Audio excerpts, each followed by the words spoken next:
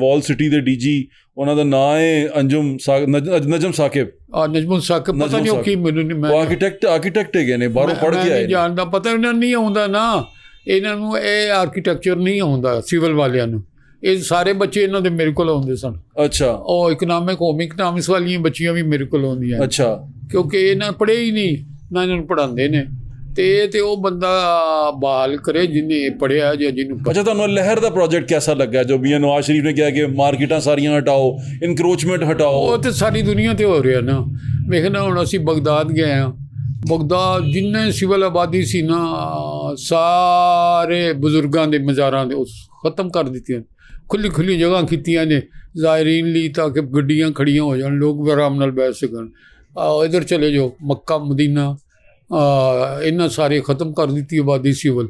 ਸ਼ਹਿਰ ਵਿੱਚੋਂ ਬਾਹਰ ਬਣਾ ਦਿੱਤੇ ਨੇ, ਉਹ ਵੀ ਉਹਨਾਂ ਨੂੰ ਘਰ ਬਣਾ ਦਿੱਤੇ, ਲੇਕਿਨ ਬਣਾ ਕੇ ਦੇਣ ਵੀ ਨਾ।